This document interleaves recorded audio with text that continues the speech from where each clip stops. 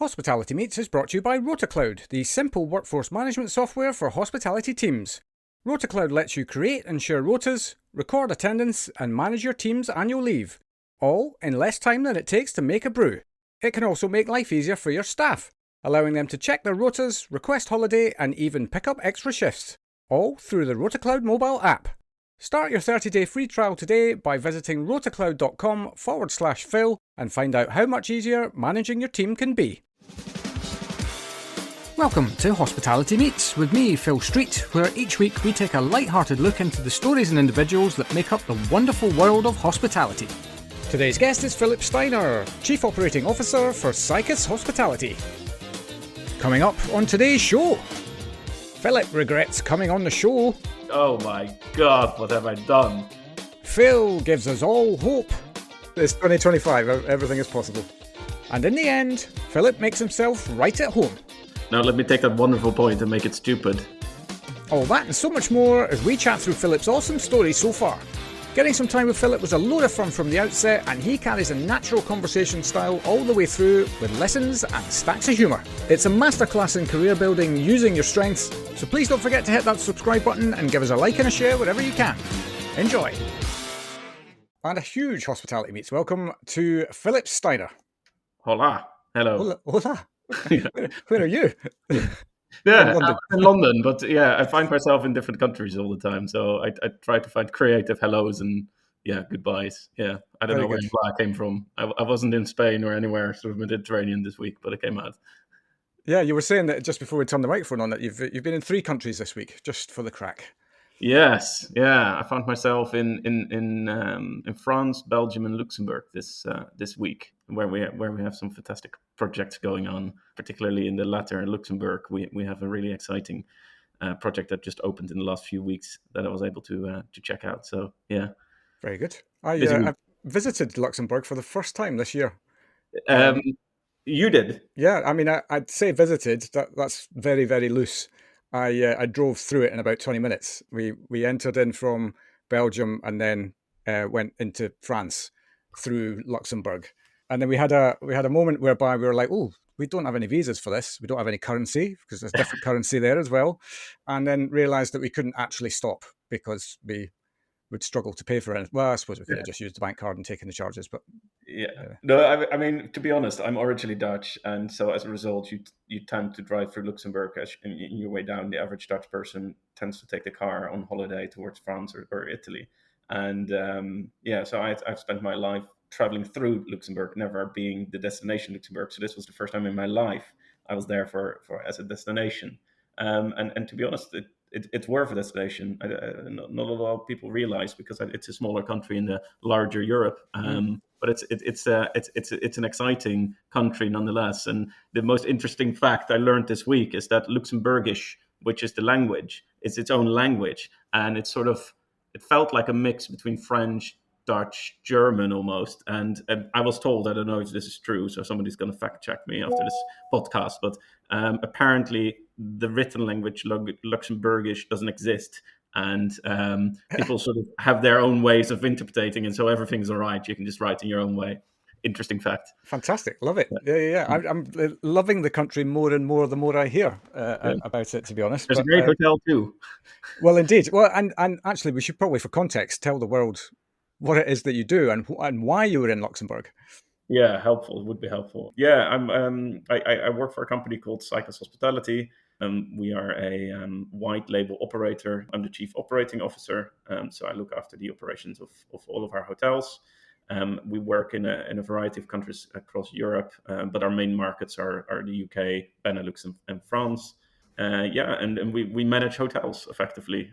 We do this for our own hotels as well as for equity partners or investment partners. And one of those has a larger complex that they're building in Luxembourg, effectively like a Westfield-ish, so not quite a shopping mall, but a large complex like that. Yeah. And it includes all sorts of different elements, including a sort of car museum and a car show, but also a hotel and a hotel school even. And so we were delighted to be operating the hotel and open that as per plan. Actually, it was one of the few projects that went full to the planning deadlines and delivered. Great. Yeah, Yeah, that there's not never many of happens. those. I've only done one of those in my career, and or two. This one and one other. Yeah, Yeah. so that's me. Very good. Yeah, yeah, yeah. Right. Well, I mean, obviously, we'll come into, I suppose, a bit more about your role in the natural fullness of the discussion in terms of when we get to the mature end of your journey. Let's talk about the immature end first. That's the first time I've ever said that in this show. The mature end of Immature, somebody's journey, and the quite true. immature. Yeah, Yeah, yeah. Well, my hope is that I never lose the immature end of the journey. Wherever you are now is the immature journey of where you're going, right? So yeah, um, agreed. there we are, straight into philosophy. But so yeah, take us all the way back. How did you get into hospitality in the first place? Yeah, this is a really good question. I've said this before, and it's bonkers to say. I have a video of where I'm 5 years old, or roughly 5 years old, that my uncle filmed, and he asked, "What do you want to do when you're older?" And at that age, most children sort of end up saying pilot or astronaut or doctor or Yeah, policeman or firefighter. something. Firefighter, exactly. Yeah, My answer was general manager of a hotel, or something of the sort. I might have yeah. made it prettier than it is, but yeah, effectively hospitality, and that didn't necessarily stay with me. But I guess at that time already, I had sort of this feeling or this admiration for hospitality, and perhaps the shiny golden buttons and and the little hats on the porters in the hotels as they were at the day. There weren't really. Yeah, there were 3-star hotels and sort of smaller hotels, but really the hotels of stature were really the old fashioned hotels. Not that it's that long ago. No, no, just And 5 or 6 years, right? Five or yeah, six. exactly. Yeah. Just a few years ago, and yeah, that kind of, I guess, stuck later on when I had to decide what to do with my career. I then developed sort of a love for art and sort of the creative industries, and did a few internships in a couple of creative areas, and started building a love for graphic design and sort of art. And when it came to the moment supreme of deciding what to study and what to do, I realized I had a choice to make, and I was accepted at two schools in the Netherlands.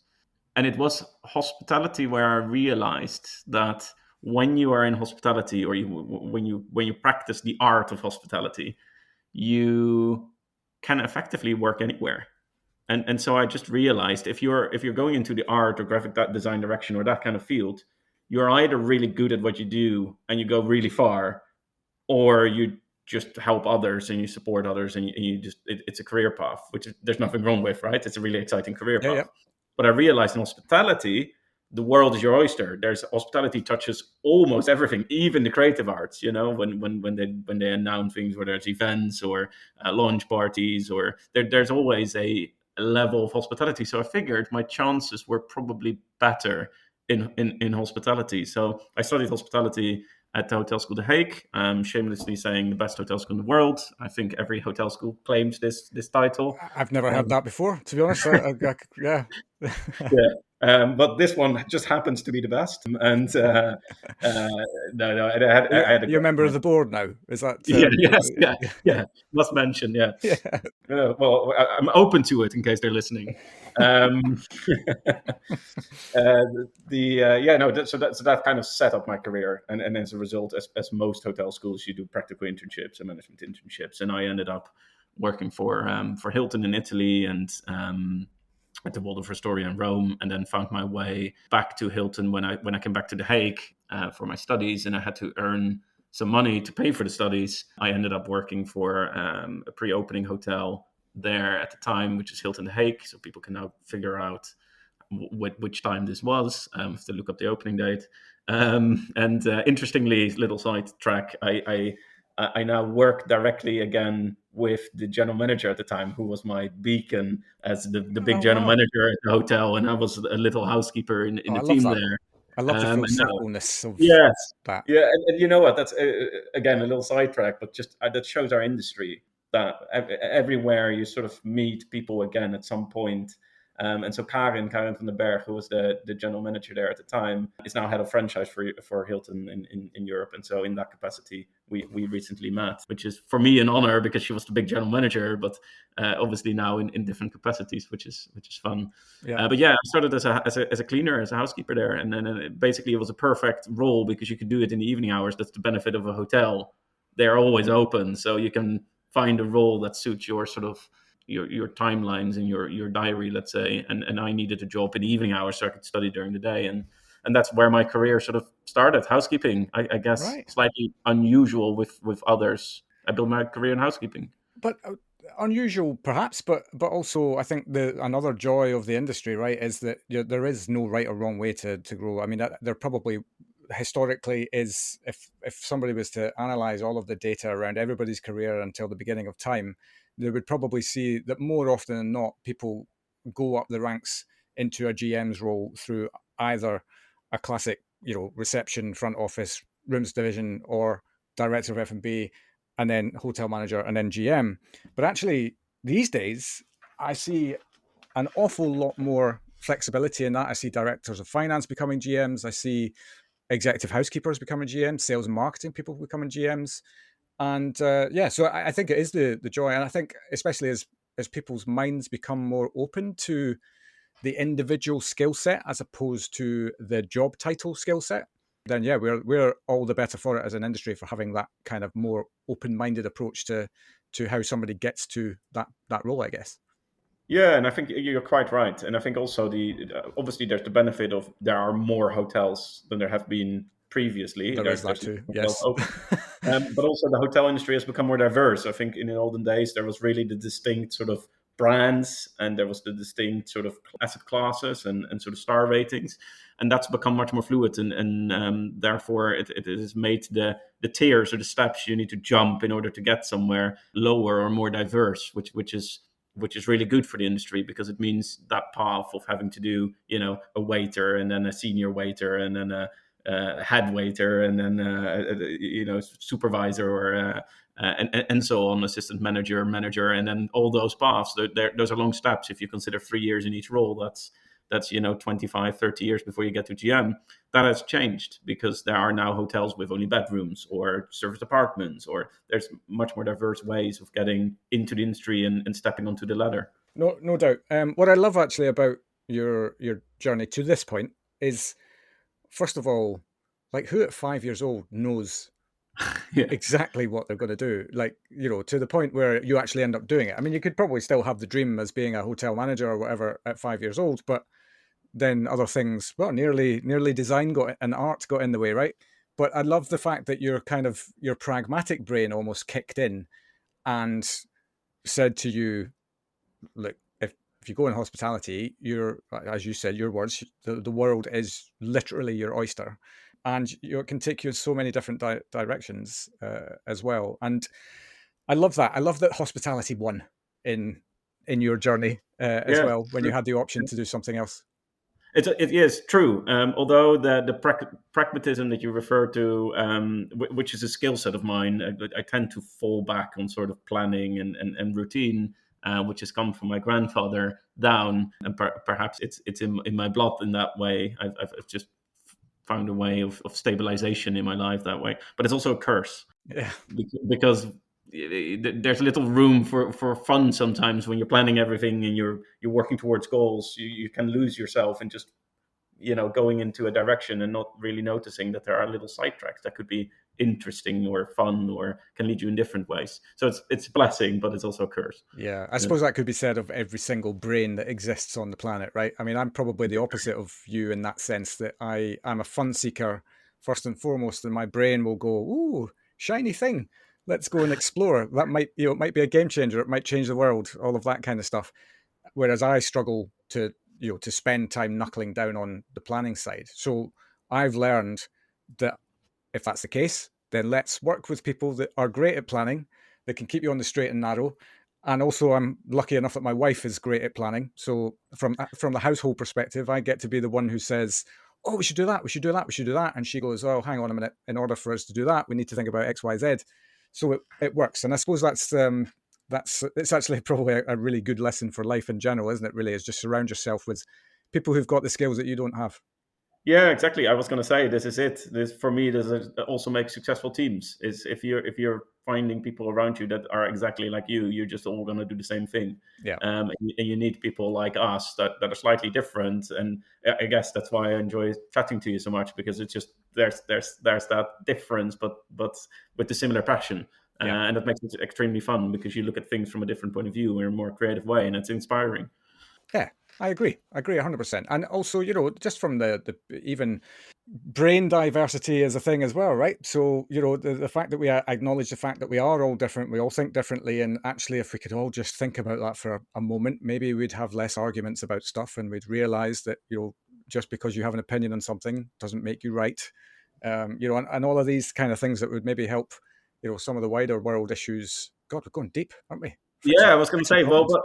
but very happy to dive deep in that because I think it's a good theme. It's an interesting theme for our industry because our industry prides itself, rightfully so, I think, compared to some other industries, as being very diverse because we've always been an industry of more equalness in terms of genders, particularly. But there's a long way for us to go, and I think at times, not getting too serious on this podcast, but at times we are falling in the trap that in terms of diversity, we expect the minority groups or the groups that deserve more equal playing fields to fight for that themselves. And we sometimes fall in the trap of expecting them to do it as opposed to taking the responsibility to drive change for them. Yeah. It's what I love about the recent developments in recent times of allyship that have sort of emerged, where it's becoming acceptable or even encouraged that people who don't belong to a group actually champion that group to drive change. And in the past, there wasn't enough of that. Yeah.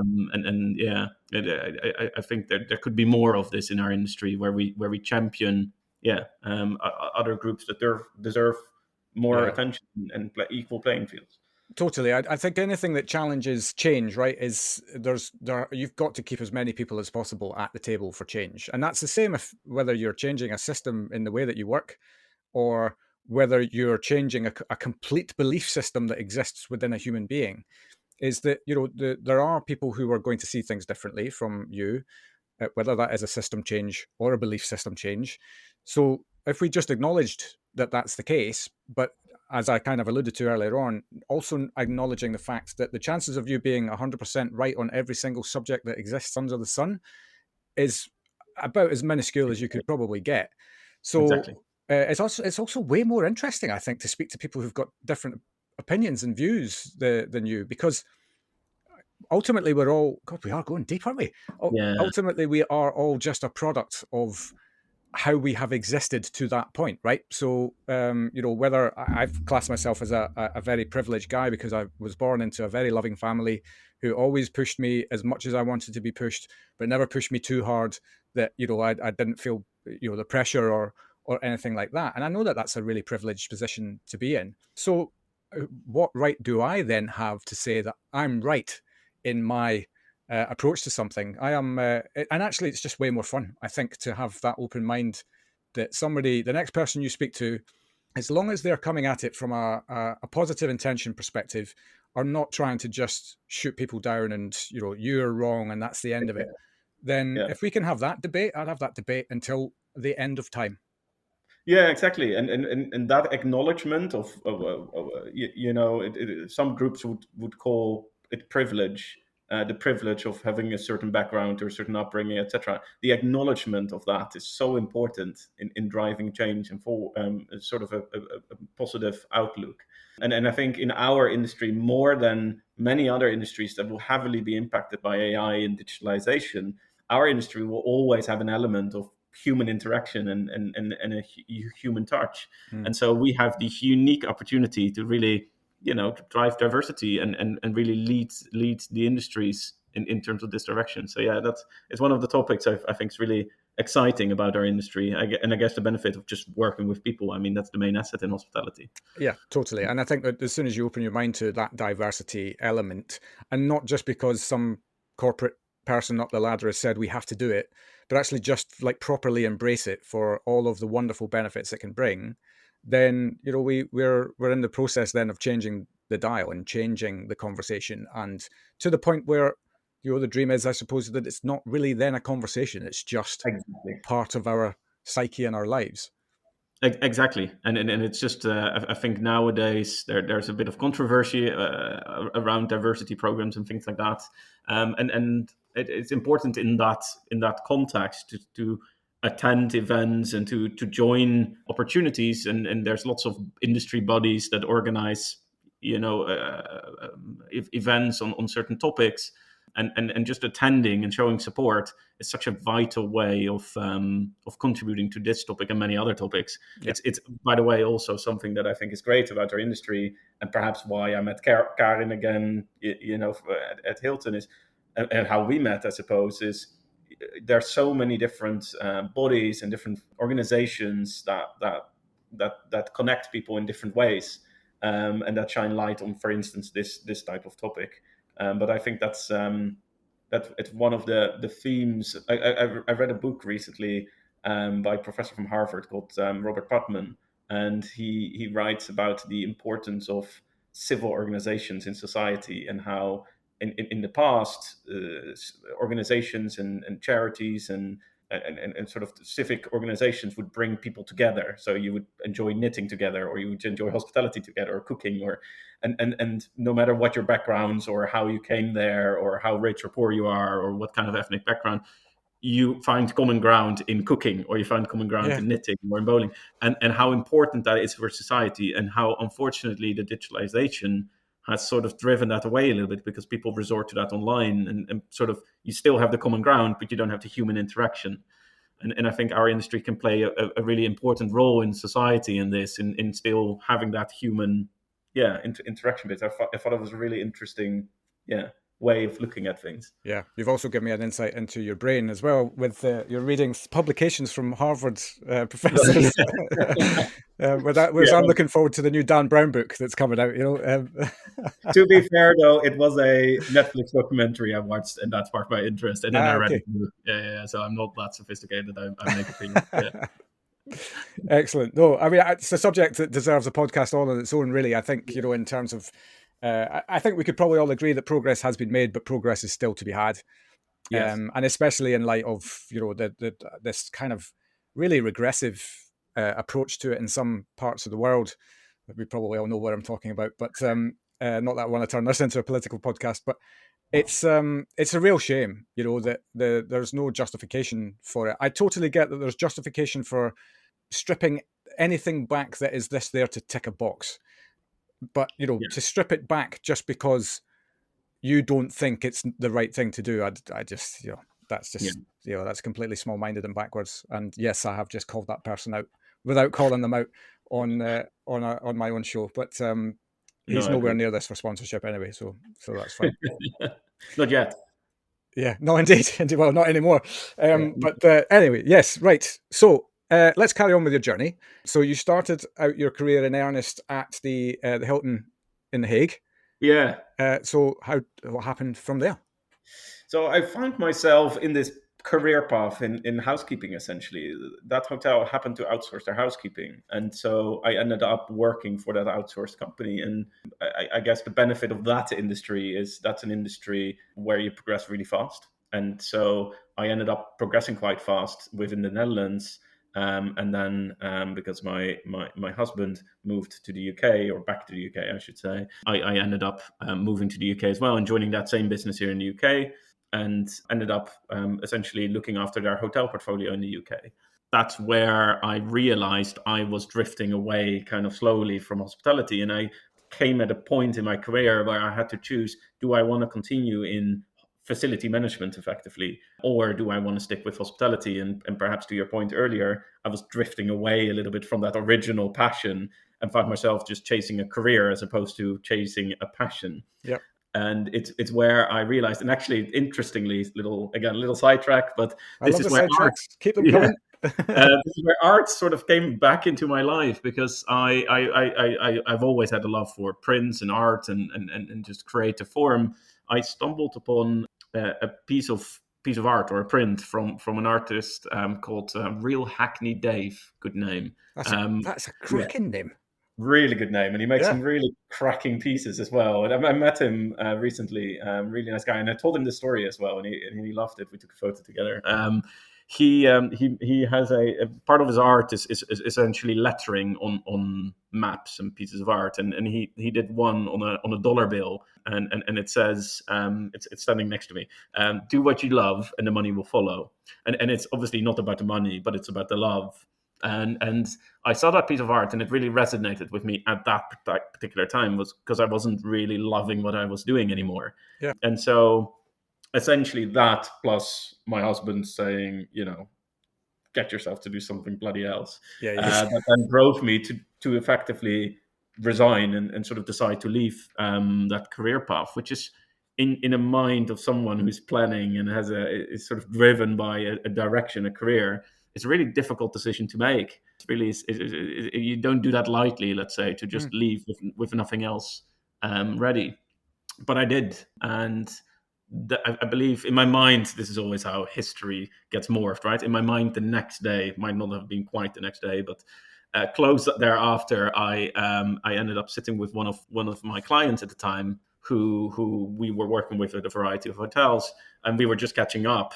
So I thought, and effectively, that company who I work for now, Cycus Hospitality, the owners at the time and the person who ran it, were not only catching up with me, they wanted to offer me a job. And it was a really bizarre meeting, because effectively I was there thinking, this could be an interesting back into hospitality. Yeah. And I had just resigned, and so I was free as a bird. And they were there offering me a job, but feeling awkward about the fact of, you were obviously in a career path, and we don't want to, muddle around in your plans, kind of. But it just came together like a marriage, and I just thought, that's it. That's the spark back.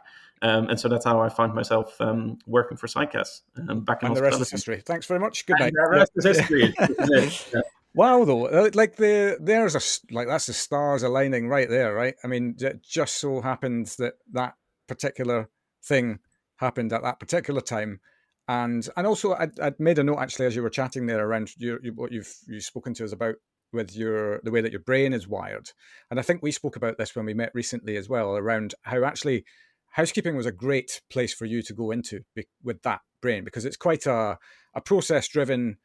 As long as you hit these things, you're probably going to do a very good job. Yeah. And so that would play very nicely into the way that your brain is wired, I would imagine. I'm maybe filling in my own blanks there. No. You're quite right. It is literally, but also in hospitality, right? We love an SOP, and we love Yeah, an acronym as well. But we indeed just we do. Yes.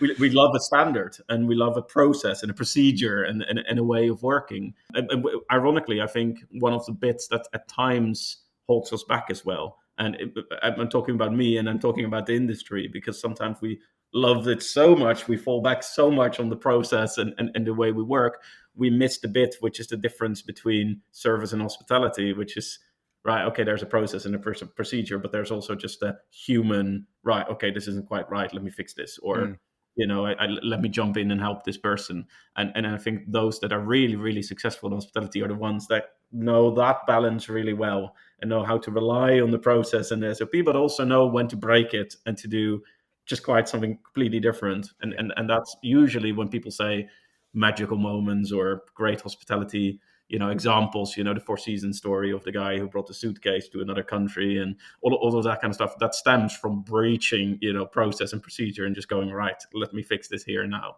Yeah. Yeah. And I have to say, as I was thinking as a preparation for this chat, I think in our industry as well, what is really funny and perhaps different to other industries is that the worst of times are often the best of times in our industry. And what I mean there is, I was trying to think back on some of the stats in my career, and sort of what are the weird moments or the funny moments or the awful moments. And it's interesting. In the moment, the worst of times are the ones where a linen truck doesn't show up, and you have 100 guests arriving, or there's, I don't know, there's a mistake that happened, and you need to pull together. And at the time, it's the worst of time. It's literally, oh my god, the world's ending. We have all these guests, and we need to deliver a service. Yeah. When you now 5 years later look back, or 10 years later look back on some of those moments, they are the moments you remember as the best of times, because with people you pull together and you got it done and you delivered the service. And yeah, so the worst are the best. Totally, and I think I think this is especially prevalent in operationally heavy businesses like hospitality, Yeah. when you have those moments of in the moment pressure. The response is kind of everything, right? I mean, it is what you do next is the most important thing. And I remember when I worked on ships, and we had I was lucky enough to be part of the opening team for the Aurora cruise ship, part of P&O's fleet when that came out. And I was on board, I think probably 4 months in the run up to us actually going on our first cruise. And then on that first cruise, it, quite widely reported that the ship broke down, and so we're all going about our daily business and enjoying ourselves wonderfully about we've got this thing off, it's going and everybody's happy. Okay, there's some teething problems, but we're dealing with them, blah blah blah. And then you get the captain coming on the tannoy saying it is with regret, and those are the words you never ever ever want to hear. With regret we're not going into port today, or with regret the toilet evac system has stopped working for the next half hour, whatever. Those things you go, well, that's fine, they happen. But when he says, oh, the engine has broken down and we can't get the engine power up to a safe level that would mean that we can get to the ports on time, which means that we basically have to cancel the cruise and turn around and go back to Southampton. And immediately everyone that works front of house, and at the time actually I was working in the crew office, which is not a front of house position, but it was all hands to the front. It was literally, if you're free, get there now. We've just got to deal with each person in turn. And what happened is exactly as you said. In the moment, everybody goes, oh, God, this is going to be horrible. But actually what happens is that, one, it's not nearly as horrible as you ever think it's going to be. Two, you're learning how to cope with pressure. And three, and the most important one for me is that you build bonds with those people around you that you cannot emulate unless you're going through some kind of adversity together. And that you all then have a beer over later that evening, and you're just that little bit closer. And all of these people are still mates in my life, as a result of that. And I think that is a really, really wonderful point that you raise around how special hospitality can be when it's up against it. Now, let me take that wonderful point and make it stupid. I'm also for that as well. This reminded me that I watched a documentary. I don't know if you've watched this. I don't know if I should mention it, but the title of the documentary includes the words poop. And yes, I know the one you're talking about. Yes. My wife and I, who met on cruise ships, by the way, have not brought ourselves to watch that as yet. But I wouldn't have thought I would be spending time talking on a podcast about poop and cruises, but here we are. It's 2025. Everything is possible. Yes, but worth to say that in that documentary, the worst happens, of course, which is what you just said. The engine failed, they're stuck in the middle of the ocean, and the toilets don't work, and all of the mayhem that follows with all of that. Yes. Interestingly, the documentary ends where you think after all of those days and all of that nightmare, there's a hate for the particular cruise line and all of the staff and everything. At the end, there are people standing ashore applauding. There are people on the boat with banners thanking the staff for the amazing service. Now, I've never seen people with banners on cruise lines thanking the staff after a normal cruise. Yeah. Yet on that one, that's exactly what people did, and it was probably one of their worst. And so that teaches something about our industry. It's then when you pull together and create something, and therefore the worst of times, literally sometimes the best of times. Completely, and let's not even underplay that. Bad times usually lead to innovation as well, right? So I had a conversation just yesterday with someone around how tough they're finding it from a business perspective at the moment, with rising costs everywhere and all of that. And these are ultimately pressures which you don't really have a huge amount of control over. They are just the system in which we have to operate. So it stands to reason that somebody's going to innovate something that's going to change the game in this time that we're in. Notwithstanding everything that's going on within AI and automation and all of that kind of stuff, there'll be something else. There'll be something that will change the game for hospitality and the way that it does business and all of that. Yeah, so I'm on board with the principle. I've come to believe that, I actually wrote a post on this a few months ago around that adversity is actually the friend that you didn't know you needed. And, yes, true. But adversity is a natural part of life. You cannot go through your life without some degree of adversity. It's just, as we've discussed, it's what happens next is actually the most important part of any adversity. Yeah, I fully agree, and worth to do a little plug here because it's an important one for me to do. I'm an ambassador for you for the Hospitality Action charity, and I Ah, think it's as am I. important. There Let's we go. let's do virtual high 10. Exactly. We're so connected in many ways. And it's worth to shout out to them because you're quite right. But in this time where some people do get hit by that harder than others, there are in our industry, thankfully, organizations that pull together and find common ground in hospitality action and what they do in helping some people that are struggling in our industry. So Yeah, worth to shout out to them and you're a better ambassador than I am.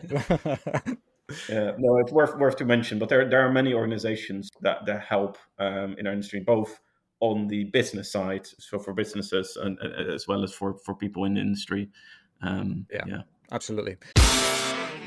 Five-star hospitality means having the right people in the right place at the right time, and that's exactly where RotaCloud can help. RotaCloud is the online platform that makes planning rotas, recording attendance, and managing annual leave easy. Its simple, drag-and-drop interface lets you create and share rotas with your team in minutes, while our built-in budgeting tools mean you'll know exactly how much you're spending on staffing before sending the rota out. RotaCloud also makes life easier for your staff, allowing them to check their rotas, request time off, and pick up extra shifts, all through the RotaCloud mobile app. Start your 30-day free trial today by visiting rotacloud.com/Phil and find out how much easier managing your team can be. So let's park talking about poops and cruises. yeah, And please. yeah, so you had your meeting with the ownership of Cycus, and you obviously didn't join in the role that you're in now. So what happened? How did it unfold? They took a punt at me. I don't think many. It's difficult when you make your way up the ladder in one industry and you step into another. You think you're the world, but unfortunately, your experience doesn't quite match what is in the other industry. And so I thought I had figured it all out, and then had to step back into hospitality and realize it's quite different. And so I say they took a punt at me because I was fortunate enough to step in a role that kind of I sometimes say, I don't know if you've seen the movie John Wick, but I call it the Baba Yaga. I was sort of going around not I shooting at people. absolutely Yeah, wondered where you were going with that one. For sure. yeah, fixing things, not shooting at people. But the Baba Yaga is essentially I had a really interesting role, which is a really fortunate role to have, which is the remit was looking after back of house and sort of the processes and services. But the reality was, as it does in many hotel businesses, is there are sort of fires and different holes to plug in many places. And at that time, we had a steep growth curve as a company, and so I ended up finding myself traveling and dealing with all sorts of wonderful and less wonderful situations. But it's probably one of the roles I've enjoyed the most in my career because you get to travel, you get to see different cultures, different hotels, different challenges, and you're always making a difference somewhere else. And so yeah, only the word is in common with John Wick, but yeah. Yeah, well, as long as you're not harming any beagles, then that would I'd have words to say about. No beagles and dogs particularly were harmed in the making of this podcast. No, indeed, I know you're a dog lover as well, because in Yeah. fact, when we met, your dog was with you. So And yeah, he's with me now. very good. Yes, and mine is on the other side of that door that you can't see, Right. because otherwise she would be making too much noise. But Oh yeah, we need to become more dog friendly in our industry. Mario comes with me everywhere. He's an amazing, well behaved, as you've Matt, oh, it's well incredible. behaved Yeah. Samuel, yeah. But he's not always welcome everywhere. And food hygiene aside, unfortunately, many places still feel that the need of disturbing others is against sort of allowing people to bring in dogs. And I think it's more important for venues to sort of go into the direction of a not well behaved dog should be pointed out and asked to leave, as opposed to banning any form of dogs. And that sort of puts the onus a little bit more on owners to say and recognize if my dog can't really behave, just like some people, Well, um, indeed. Yeah. I shouldn't bring them. Yes, indeed. No, I could not agree more. I've had this conversation with so many people on and off microphone around the dog friendly means different things to different people as well. Like Yes. the one that I always love/hate is when a place advertises itself as dog friendly, and then you call them up and say, "And so where can I eat with my dog?" And they say, "Oh no, you can just leave the dog in your room." And to me, that's Oh like that's not dog friendly, mate. I no. The dog Oh, eats with me. it's That's a pat hate. Notice the pun there. very good. Very good. Pat Yeah. You can hate. come back again for sure. Yeah. This comes out Friday afternoon. Here we go. Yeah, absolutely. I'm going to do all podcasts on a Friday afternoon going forward for banter. But yes, where were we? Your We journey. were at John Wick and dogs, Oh, that's and right. yeah, Yes, we got somehow. there. But essentially, I was fixing things across our different geographies and geographies and different areas, and that then developed into me realizing I have an opportunity to become a general manager. A perceived sidestep a little bit from what I was doing, but a huge opportunity, of course, to suddenly go from effectively housekeeping and then working into a complete different area into suddenly being able to become a GM. And so, of course, I Kind of your grabbed old that. dream. Yeah, exactly. And I think at some point I had said I wanted to be a GM by the time I was 30, and that was the opportunity I had. Just about, and so I did. I took it with both hands, and that's how I then became GM, and had the privilege of leading a couple of hotels, and then that led into my current role as chief operating officer. So that's kind of Yeah. very long answer to your very first question. But to be fair, it should be the longest answer of all of the questions that get Well, asked. There's always detours, as I always hope for, because really for me, this is such a stories based industry, yeah, notwithstanding the career story of anyone. But actually, the day-to-day. I mean, we've already highlighted a couple of stories from both of our respective journeys, right within the industry. The things that you forget just because you just crack on and you get on with yes, your life, and then somebody says something and it sparks a memory of that time where you did that thing or you didn't do that thing, and that's where the real joy is of this yes, industry, I think. yeah. No, that's right. Yeah, quite right. Yeah. So you stepped up into the COO role this year, Yeah. and describe that then, because there's through your career so far, kind of identifying some key skill set differences of the roles that you've had. From going in, starting as housekeeping, moving into kind of leading housekeeping, as it were, then moving into back of house within hotels, and then GM, and then now COO. The underpinning skill set, I would imagine here, is this part of your brain that likes to plan and to get things in the right place. That's a great skill set to have in any role where you're trying to ensure progress in something, for sure. But yeah, what's it like? And I suppose especially moving from general manager into a multi-property role, because that's a big step, a very Yeah. different set of skills, I would imagine. And now we're talking about Liam Neeson movies with a different, Yes. Yes. Exactly. very specific set of skills, particular Yeah. set of skills.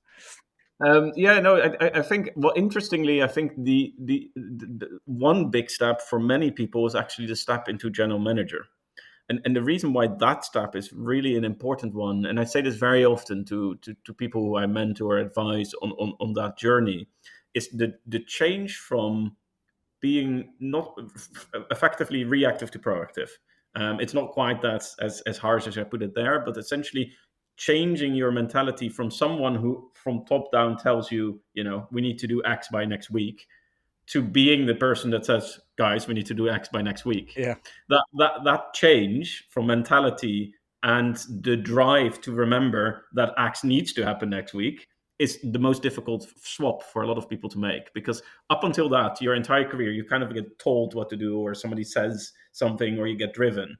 It's not like a GM doesn't have someone that that tells them what to do, which will lead me to the chief operating officer role.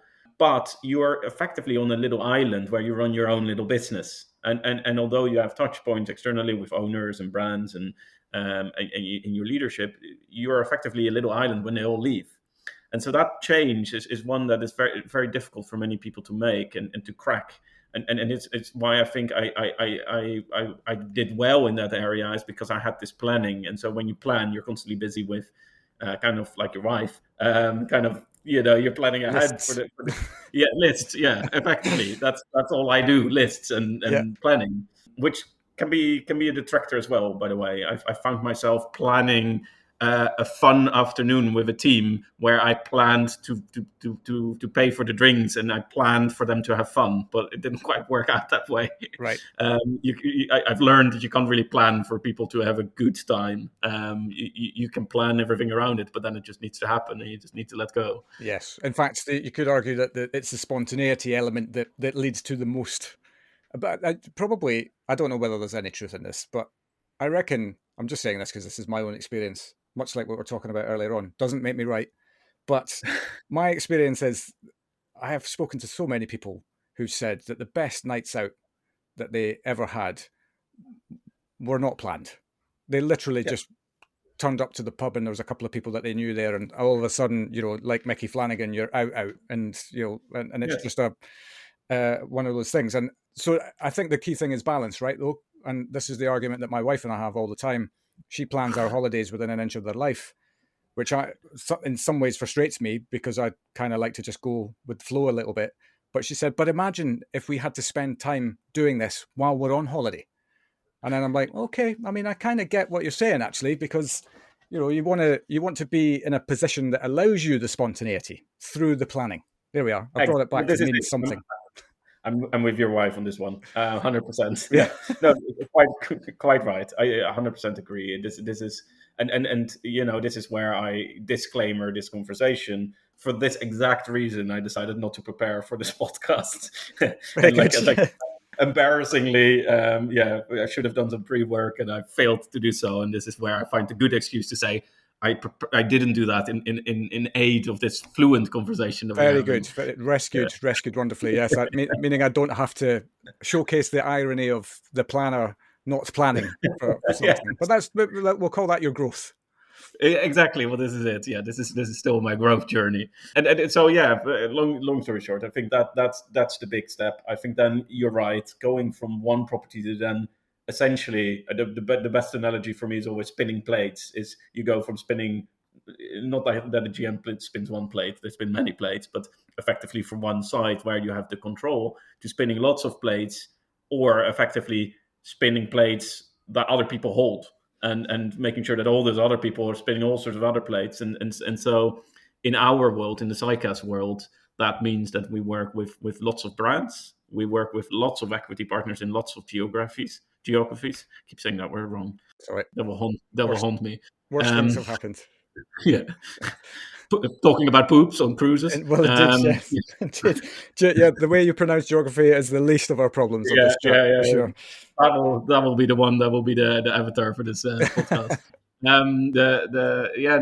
I think that's the complexity of my role is dealing with all of those brands, all of those areas, and then all different people, but also different hotels and different asset classes, and that's probably the biggest difference in step. That for me was a big change earlier this year.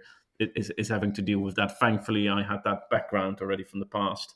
So where ironically that facility management and doing that for, at the time, 300 hotels allowed me now to learn how to do that for quite a few less. Yeah. And I suppose, and again, correct me if I'm wrong here, but the real win here is, one, you can utilize that strength of yours in planning, but two, you're dealing with such a diverse range of business types. The people then that are within these businesses as well are going to have different leadership types. From your 5-star property into one of your 3-star properties, the business metrics are very different. So the planning element and keeping all of that to some degree of sanity within your own brain is probably very, very useful. But also just that need to be flexible to, I suppose, the needs of each individual business, whilst keeping all of these stakeholders happy, whilst keeping the brand happy. And wow, yes, when you put it like that. Yeah, no, and a funny anecdote there is, if I zoom back all the way to the start of the career and the hotel school time, we had a bit of practical education there, where we had to work in a sort of school environment running a hotel kind of, and in your third year you then become a manager of one of those departments, and you have to learn how to manage the first year students, etc. And one of the things that held me back in the performance of that leadership role was actually the fact that I was frantically managing everything. And you could call it lack of delegation, or sort of just having full control over everything. And there was a brilliant teacher or instructor as part of that course who challenged me. Koen Voogd, he's still in our industry, so hopefully he listens to this. He challenged me and said, actually, you will, even though the department is running brilliant and is doing really well, ticking all the boxes, it's mostly because you're there. Your next step in your journey is learning to do that without you there.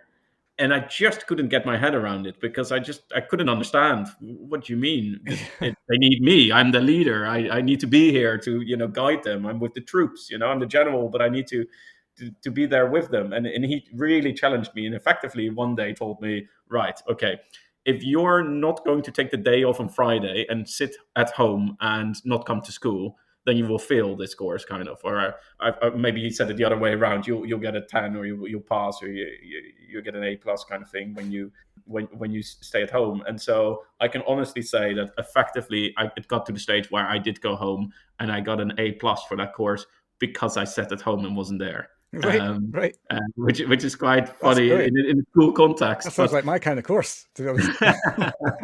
Yeah, you put your feet up and watch a documentary or watch some telly, and you get an A plus for it. Yeah, but it was a really good lesson, and it stuck with me through my career. It's good. The planning is good. It's good to be prepared. It's good to be in the process and the procedure, etc. It's also equally really important to just let people be and let them flourish and do their own thing and their own path. And actually, that's the secret sauce that then makes it successful. Yes, that's that whole principle of a rising tide lifts all boats type. Is that the phrase? So basically, you rise because you're learning, but if you're doing all of the learning and all of the rising, then the rest of you're basically all of the other boats under your keep are just beached on a beach somewhere. Yeah. But if basically, I think also here's another saying that I picked up from somewhere, is that a good CEO should really be trying to make their position redundant. So you're basically elevating everyone else. And so one day you can turn around and go, do you know what? This business doesn't need me. Now, how many people actually do that? And you could argue as well that there always needs to be a guiding principle person who is there, just keeping everybody on the, taking the vision from wherever the vision comes from and making sure that everybody's on that same page. But nevertheless, I kind of like that principle of the fact that actually your role as a leader is not so much to have all of the answers. It's to enable the people to find the answers themselves. And then when that secret sauce that you talk about, when that happens, then everybody's happy because people are growing, they're developing, you're happy because you've got a business that's flourishing.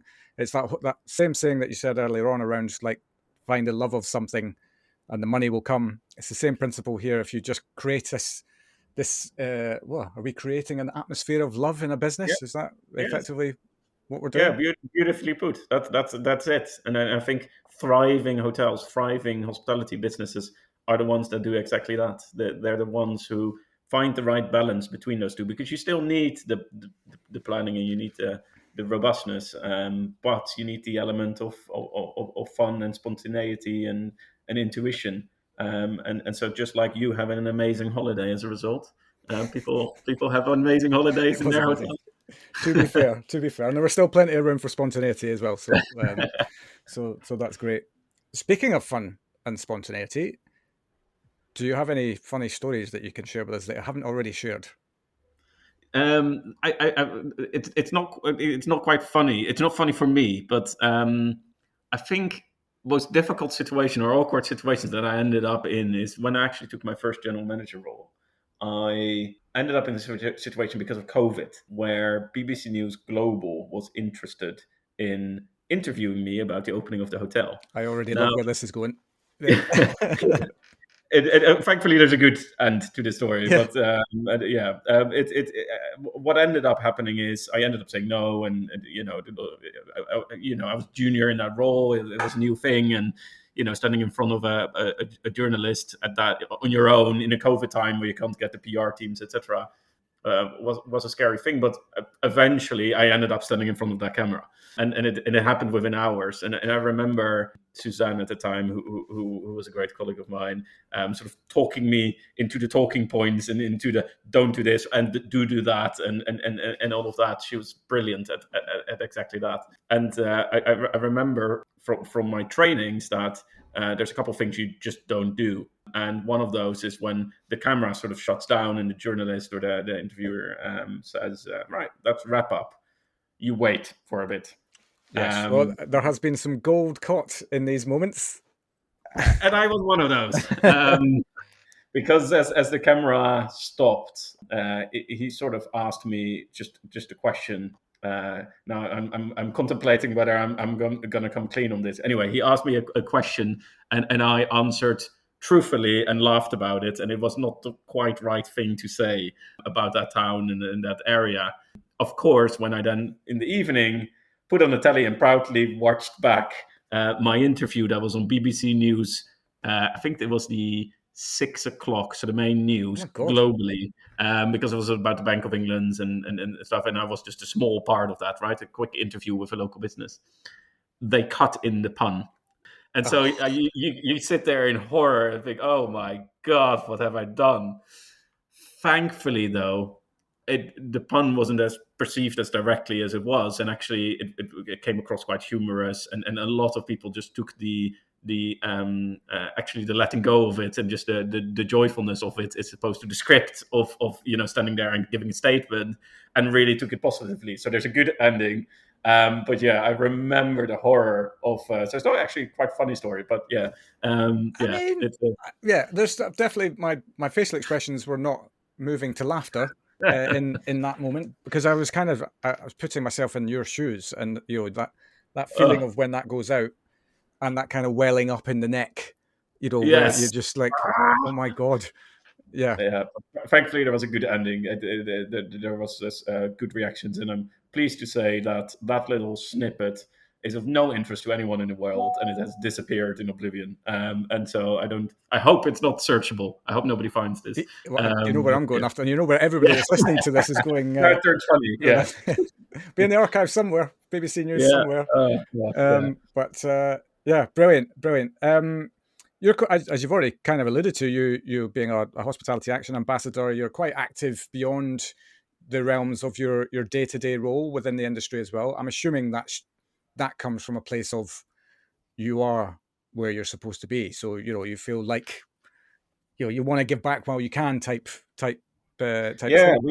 It's when you love what you do, then you just want to pass it forward. It's the kind of pay it forward type of thing. One of the other organizations I work with, as you know, is Institute of Hospitality. Fantastic organization that provides insight and guidance and knowledge to loads in our industry. And I have the pleasure of sitting in the London region group, and we organize events for everyone who works in hospitality across London. It's one of those organizations, just like Hospitality Action, and there are many others that I think are just great in our industry. And it's, I think, also the way we originally met, I believe. Yes, we didn't quite. I was on my way out as you were on your way in, as it were. But yes, they needed a fill on the committee. So I think every committee needs a fill. I 100% agree. Let's just put that out there right now. Yeah. We fly the banner, the Phils and the Phillips. Yeah, well, actually, we spoke about that as well. Yeah, but the Phillips and the Phils are necessary in any place. Yes, indeed, unless you're on an ITV daytime show, and that's a different ballgame. Yes, I don't know enough about that to comment, but I'm just going with the what everybody else said. But somebody once said to me that it was a Phil that said this, funnily enough, said he'd never met a bad one. And I've always just gone, I'll take that. Let's keep that. Keep the standard up. We've got a name. I might be biased, but I couldn't agree more. Yes, totally. Yeah, you're so the IOH London Committee as well. You're obviously active. You've got a program of events.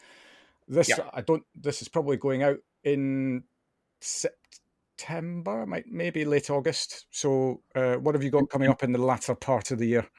I was going to say, in that case, there's a brilliant event that actually ties this podcast quite nicely together. We spoke earlier on about diversity and the importance of that, and we will have, in honor of Black History Month, we will have an event talking about some of the challenges of diversity in our industry, particularly on some of the themes we touched upon, which is this sort of boundary between grooming standards in our industry that border on not discriminating, but making it difficult for people to be themselves. And we all know some of the news items that have featured a couple of years ago on some of those themes, in this case, particularly on natural afro hair and the complexities around this. Now, that kind of topic tends to be a taboo topic to talk about in not only in our industry, but just in general. They're difficult topics because we've always been doing things in a certain way, and now suddenly we might need to change. And so we think it's a really interesting topic to talk about, and not to champion one way or the other, but really to have a debate together around how can we as an industry touch upon on a topic like that, and how can we improve it for all? Yeah. How can we find a way of dealing with something like that to make sure that anyone can be themselves and can flourish in our industry? So yeah, really interesting topic, and we felt it's a relevant one for our industry that many struggle with at times. It's similar to the debate around high heels in a reception environment, and whether that's still appropriate to do. Some of these grooming standards versus diversity and being yourself, and the freedom of expression. So that's kind of the theme of the event. So it'll be a panel debate on this theme. So yeah, really excited, and shamelessly plugging attendance for this event for those that are a member or non-member. Yeah. And so when is that? What date? There's no specific date yet. No specific date yet. So just by the time this is out, there is hopefully a specific date. Yeah. Okay. Yeah. No, that's cool though. And actually, I feel like we may have spoken about this when we met as well. I've just had a deja vu moment fly through my head. But I think luxury in its classic sense at the moment, which is where we find most of the grooming standards, right? Yes. When it comes to stuff like this, is changing. Luxury is changing. I think the perception of what luxury is changing. Delivering a luxury experience to somebody is probably more determined by the guest now than it is by perhaps the brand itself. And part of that luxury mindset surely has to be to apply that same logic to your team. Like to have that flexibility. I'm not talking about people turning up in ripped jeans and stuff like that, but to have an expression of freedom for oneself. Yeah, the luxury mindset, I feel like will naturally move there eventually, but it needs enough people to kind of just, I suppose, push that a little bit. Yeah, and travel trends are in favor. I remember when I studied hospitality, the big brands were still the brands operating most hotels, and the feeling, what was the trend at the time, was a home away from home. Branded hotel X is the same in Tokyo, in Singapore, as in Europe and the US, and so that was the theme then, and standardization and certain standards and grooming standards and that luxury feel the white glove kind of mentality came with that. Current trends and direction really center around not a home away from home, but a place that has a sense of location and a sense of identity to its surroundings. That's what travelers and guests are looking for, including in the luxury segment. Yeah. They're not looking for what they have at back home. They're looking, yes, certain comforts, the bed and the shower, but other elements, which is the hospitality piece, and therefore I think also grooming standards and uniforms to reflect the local area and the local heritage, and thus allowing people to be themselves and allowing a bit of flexibility on some of those strict facade standards. I mean, we might have touched upon this before as well. You can't see it on this podcast, but I wear bow ties every day, and our industry used to be known for one that suit and tie. That was our industry. We've moved quite far away from that by now, and yes, in the luxury segment there's still an element of that, but also that is changing. So if that is changing, surely everything else can too. Yeah. Totally. And I'm a tech bro now, so I go everywhere in trainers. I never used to do that. Trainers and a body warmer. I've not gone the body warmer route yet. Not yet. No. But we'll be moving into autumn in the not too distant future. So who knows? Body warmer out. Yeah.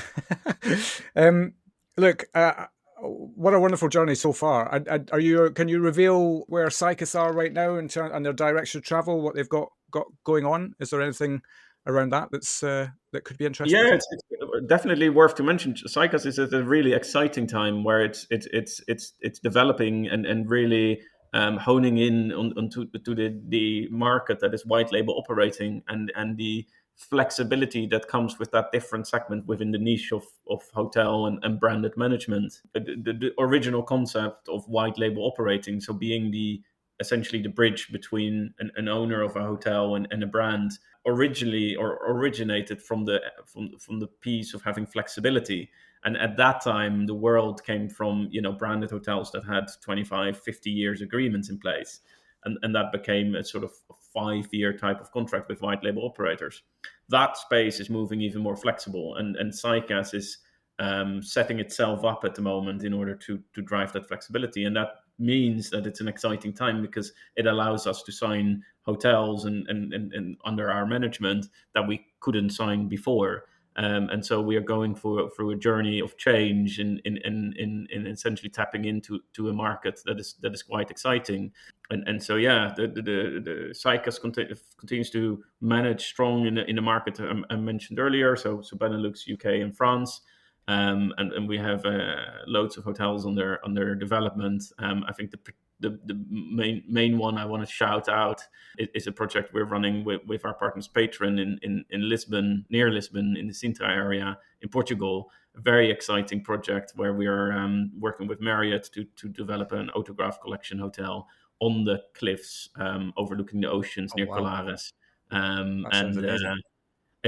Frankly speaking, it's one of those projects where just everyone who hears about it starts to have sparkles in their eyes, because it's on a cliff. It's 18 buildings set on in a really natural environment.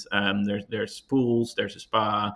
It's a brilliant wedding location, views of the ocean, and the setting of the hotel is really in that direction we're talking about, sense of its locality, lifestyle. It's a really, really exciting project that we hope to finish at the latter end of next year. So one I work on with excitement, and obviously someone has to go there and do some research and development. It may as well be you. It may as well be you. Yeah, if no one insists on, I shall be the one doing that work. It's very, very important that you get your feet under the table with that marketplace and understand every single element that there is to know about Lisbon.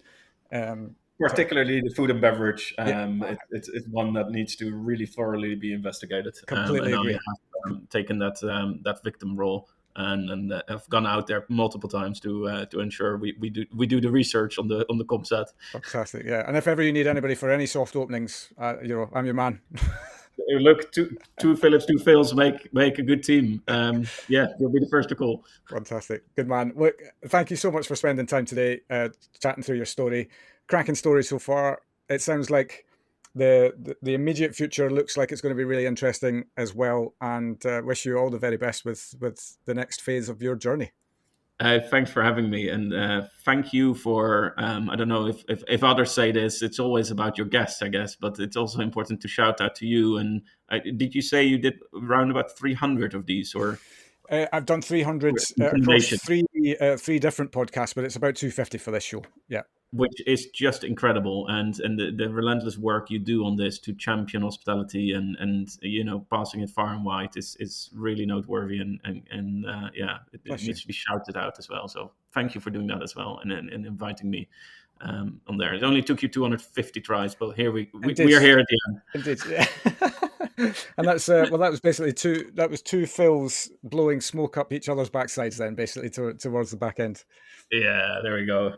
Those that stayed for the very end got the pleasure of hearing that. Indeed, absolutely. Nice one. Thanks so much, Philip. Thanks for having me. Cheers. And there we have it. What a belter of a career so far from Philip. One that doesn't conform to the norm, but aren't they the best ones? A huge thank you to him for being so fun-loving and open from the outset. We will, of course, be back next week with another awesome journey from hospitality, so have yourselves a cracking week, and I'll see you then.